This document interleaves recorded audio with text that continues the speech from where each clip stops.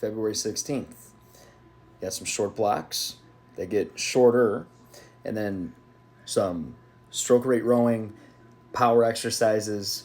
We got more snatches, so you know I'm going to talk about those and show mine off. But like the video, like me, whatever it is, I appreciate it. Let's talk about it. So we have the snatch to overhead lunge again. Great way to work on your shoulder strength, shoulder endurance a little bit too, because after you hit that snatch, you got to hold it there. You want to keep that arm locked out over your head that whole time. That same leg is the one that's supposed to go back. You could also use that, so that way that free hand you have, you could always put it on that front leg if you ever need to. But anyways, when you're doing this, just remember kind of letting that weight hinge back behind you. Use those hips to help get that weight over your head. Biceps to your ears. You're coming back down into that lunge and standing back up. You'll have options if you need to, if it hurts to keep it up over your head. But this is going to be a mix of a bunch of other dumbbell exercises. This should probably be the lightest one that you do, because if you get that dumbbell over your head, then when you get to a high pull with power, or if you get to a skier swing and you only have to bring it up to your chest, you only have to bring it up to like shoulder height, you can produce more power with the same weight, or you can go a little bit heavier.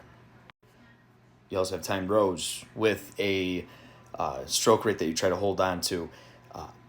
You'll see how it goes, where it goes half of each, where you should be able to get at least more than half of what your original distance was. So just strong, slow on the way forward, but as strong as you can go on the way back. Get tight.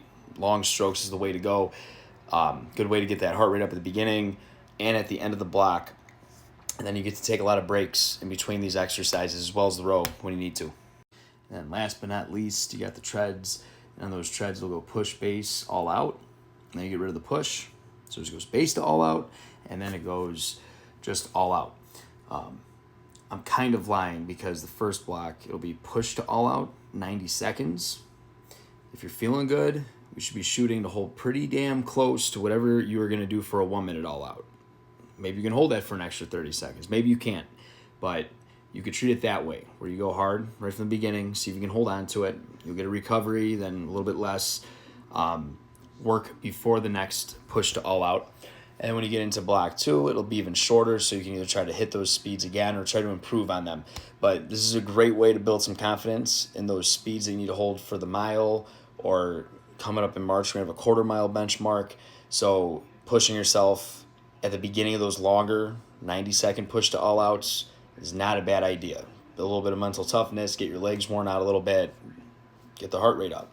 Part of what we do here. Anyways, have fun.